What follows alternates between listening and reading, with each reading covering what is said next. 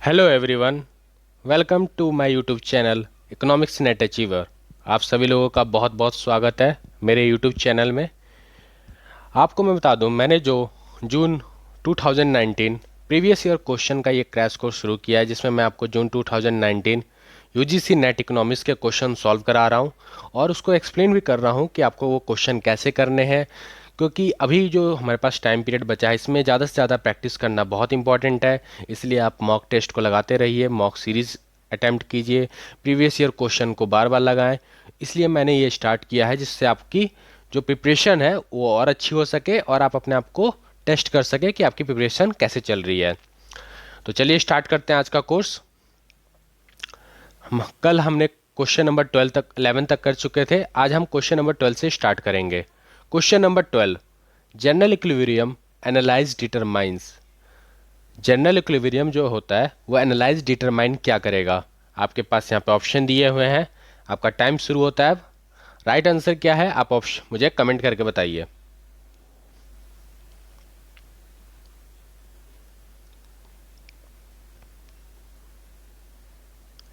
इसका जो right answer है वो है आपका option B. General equilibrium analysis determine price and quantities in all market simultaneously and explicitly take feedback effect. आपको समझ आ गया इनटू अकाउंट। तो जो जनरल इक्विलिब्रियम एनालिसिस होता है, general equilibrium analysis deal with the equilibrium and inter relationship of the whole organization in the economy. General equilibrium analysis determine करता है प्राइस को और क्वांटिटी इन ऑल मार्केट। समझ गए ये चीज कि जनरल इक्विलिब्रियम क्या होता है। इसका राइट आंसर है ऑप्शन बी। अब हम देखते हैं question, next question, question number 13। यहाँ देखिए ये एक पैसेज है, मैं थोड़ा छोटा कर देता हूँ। इस पैसेज को पढ़िए, इसके बाद इस पे क्वेश्चन डिपेंड है। तो सबसे पहला क्वेश्चन है हमारा question number 13, what is the value of tax multiplier. Tax multiplier का वैल्यू क्या होगा, आपको ये पैराग्राफ पढ़ना है और इसका आंसर यहाँ आपको देना है। ये ऑप्शन 1 2 3 4 ऑप्शन है, इसका राइट आंसर क्या होगा आप मुझे बता दीजिए।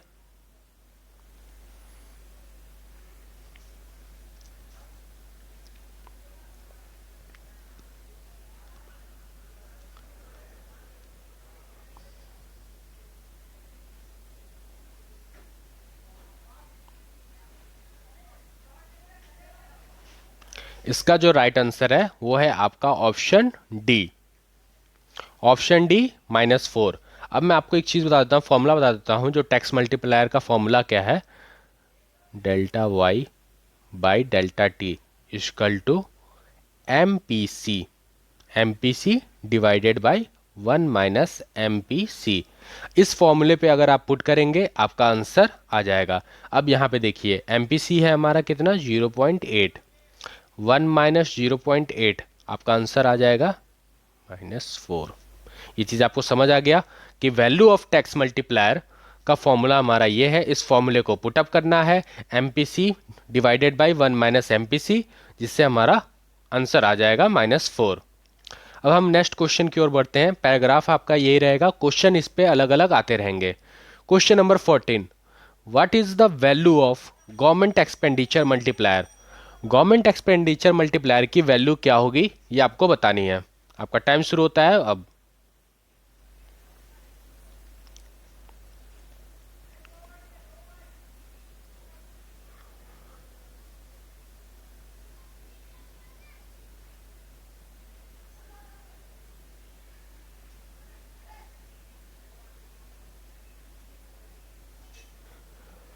इसका जो राइट आंसर है वो है आपका ऑप्शन ए।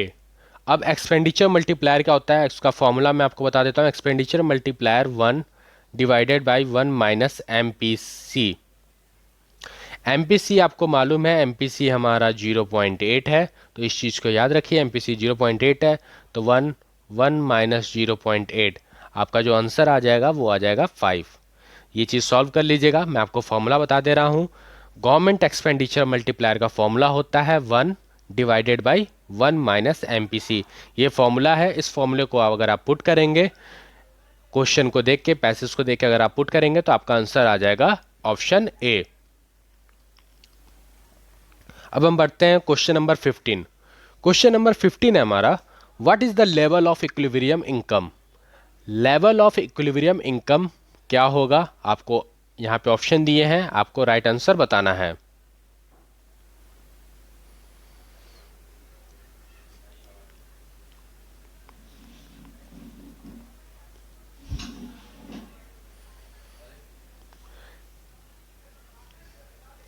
ये आपका ए बी सी ये कुछ नहीं है, इसको कट कर दीजिएगा। So level of equilibrium income, the right answer is option B 600। अब लेवल ऑफ इक्विलिब्रियम इनकम क्या होता है, सपोज जीडीपी, आपकी जीडीपी हो गई वाई, ओके। यहाँ पे हमारा हो गया consumption plus investment plus government expenditure, जिसे हम क्लोज्ड इकोनॉमी कहते हैं, इसे हम क्लोज्ड इकोनॉमी भी कहते हैं, ये चीज़ याद रखिएगा। अब equilibrium income equal to GDP Y consumption investment government expenditure, जिसे हम क्लोज्ड इकोनॉमी कहते हैं। अब ये चीज़ आपको यहाँ समझ आ गया, तो हमारा यहाँ पे इसको पुटअप करते हैं, 25 plus 0.8 Y, sorry 0.8 Y minus 100, यहाँ पे हमारा इन्वेस्टमेंट आ जाएगा 100 प्लस 75। अब इसको आप सॉल्व करेंगे, तो इसको सॉल्व करने के बाद जो आंसर आएगा वो हमारा आंसर हो जाएगा 600। मैंने आपको फॉर्मूला समझा दिया है, फॉर्मूला कैसे होता है, GDP Y equal to consumption plus investment plus government expenditure. इस फॉर्मूले को हमें यहाँ पुट करना है। जब फॉर्मूला आप पुटअप करेंगे तो आपका आंसर आ जाएगा ऑप्शन बी। ये चीज़ समझ आ गया। अब हम बढ़ते हैं क्वेश्चन नंबर 16 पे। क्वेश्चन नंबर 16 है हमारा, which of the following factor is not the causes for market failure. इसमें से कौन सा फॉलोइंग फैक्टर है जो not the causes of market failure.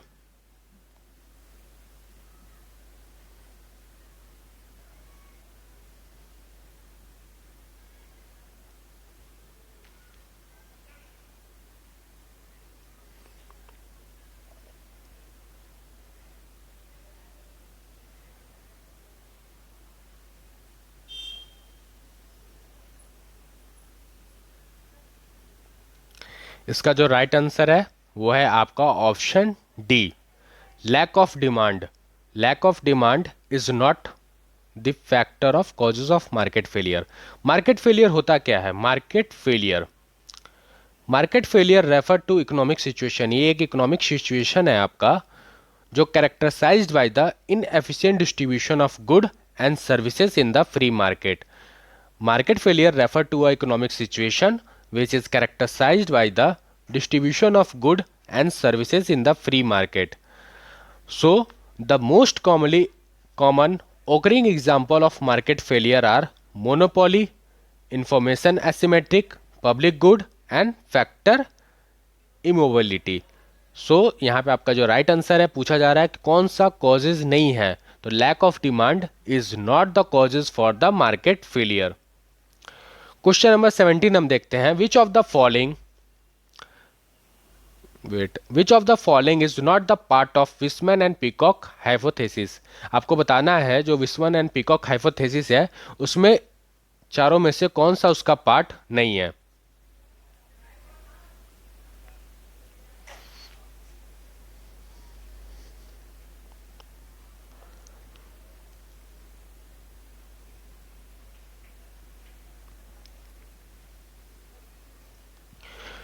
इसका जो राइट आंसर है वो है आपका option D, taxation effect.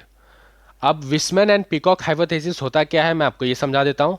Weissman and Peacock hypothesis जो है ये स्टडी ऑफ पब्लिक एक्सपेंडिचर है। पीकॉक एंड जेस Weissman advance the study of public expenditure through peacock Weissman hypothesis bye there study of public expenditure.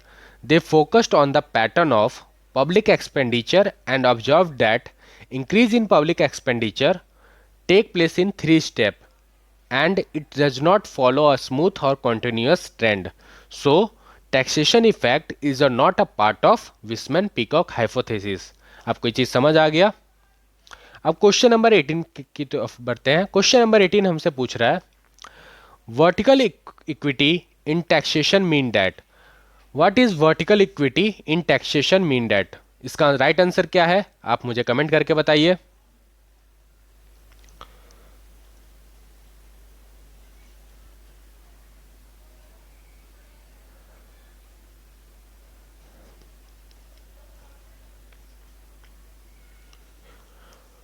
इसका जो right answer है वो है आपका option B. Vertical equity in taxation mean that people in different income group should be taxed differently. Vertical equity taxation का मतलब ये होता है कि जो हम अर्न कर रहे हैं, those who earn more money और have more income resources should be have higher taxes rate. अगर आप ज़्यादा अर्न करेंगे तो आप पे टैक्सेस भी हाई होगा, अगर आप लो अर्न करते हैं तो आप पे टैक्स भी लो होगा। तो वर्टिकल इक्विटी इन टैक्सेशन का मतलब ये होता है। नेक्स्ट क्वेश्चन की ओर हम बढ़ते हैं। Question number 19। According to Marxian analysis the surplus value depend upon. Marxian analysis के अकॉर्डिंग सरप्लस वैल्यू किस पे डिपेंड करता है? आपके ऑप्शन है ये, राइट आंसर बताइए क्या होगा।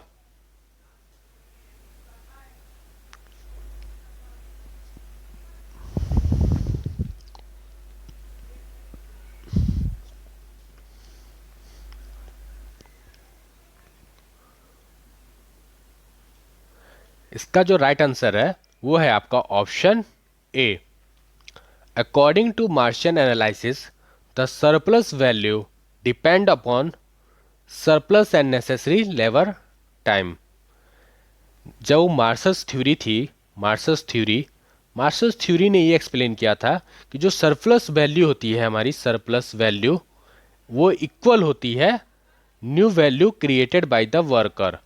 सो according to Marshall's theory surplus value is equal to the new value created by the worker in excess of their own labor cost, which is appreciated by the capitalist as a profit when products are sold. So right answer will be surplus and necessary labor time. Question number 20. 1 minute. Three pillar of Asia Pacific Economic Corporation are APEC। Asia Pacific economic corporation के three pillar क्या हैं? आपको इसका answer बताना है यहां पे।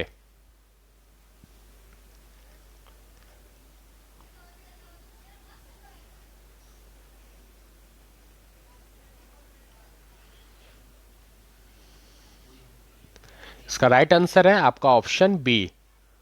Three pillar of Asia Pacific economic corporation is the trade and investment liberalization, business facilitation and economic and technical cooperation. So three pillar of APC are trade and investment, business facilitation and economic and technical cooperation. Military corporation जो है ये आपका Asia Pacific economic corporation का part नहीं है और not a pillar of ये। तो right answer is option B. Question number 21 पे हम आते हैं। क्वेश्चन नंबर 21 क्या है, यहां देखिए। The provision under the membership clause of IMF, International Monetary Fund, is that any country can become a member if। जो प्रोविजन है under the membership of IMF का, उसमें क्या रूल है? और any country can become a member if. आपके option ये है, ऑप्शन को ध्यान से पढ़िए और इसका राइट आंसर दीजिए।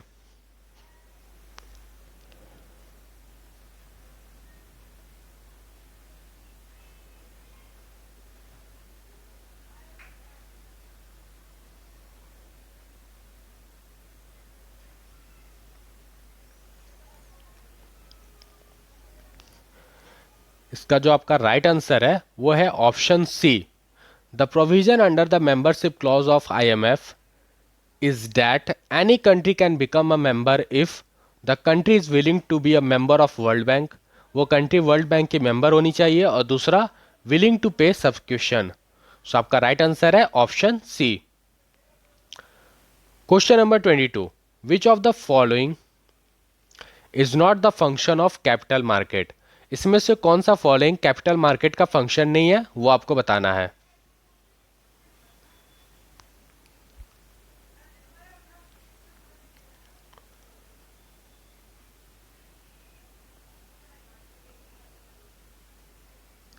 विच of the following is not the function of capital market. इसका राइट आंसर है आपका option D. Providing better return to direct investor is not the function of capital market. So आपको यहाँ से ये चीज़ समझ आ गया होगा कि फंक्शन ऑफ कैपिटल मार्केट क्या होता है। mobilizing saving into investment, channelizing fund from less profitable to more profitable, mobilizing fund from surplus unit to deficit unit. तो ये तीन फंक्शन है कैपिटल मार्केट के, और option D is a not a function of capital market. तो यहाँ आपको समझ आ गया इसका राइट आंसर क्या होगा, ऑप्शन डी। आपको ये कोर्स कैसा लग रहा है ये मुझे आप कमेंट करके बताएं, और कोई भी डाउट कोई भी कन्फ्यूजन अगर आपको इस कोर्स के रिगार्डिंग है तो आप मुझे कमेंट करके पूछ सकते हैं। और ये कोर्स आपके लिए बहुत ही बेनिफिशियल है, ये एक तरफ से आपके लिए प्रैक्टिस सीरीज़ है। आप इसे ज़्यादा से ज़्यादा इस कोर्स में इनरोलमेंट कीजिए, इस कोर्स को ज़्यादा से ज़्यादा शेयर करें, और अपने फ्रेंड सर्कल में ये कोर्स को शेयर करें जिससे उन्हें भी प्रॉफिट हो। कोई भी डाउट कोई भी कन्फ्यूजन कमेंट कर सकते हैं, मैं आपको इसका रिप्लाई ज़रूर करूँगा। और इस चैनल को ज़्यादा से ज़्यादा सब्सक्राइब कीजिए। इस चैनल को आप जितना सब्सक्राइब करेंगे आपको इस टाइप की वीडियोस मिलते रहेंगी। आप मेरा टेलीग्राम चैनल भी ज्वाइन कर सकते हैं पीडीएफ के लिए, मैं वहाँ पे आपको प्रीवियस ईयर से रिलेटेड सारे पीडीएफ प्रोवाइड कर चुका हूँ। चलिए मिलते हैं अपने नेक्स्ट टॉपिक में, तब तक के लिए God bless you all, thank you.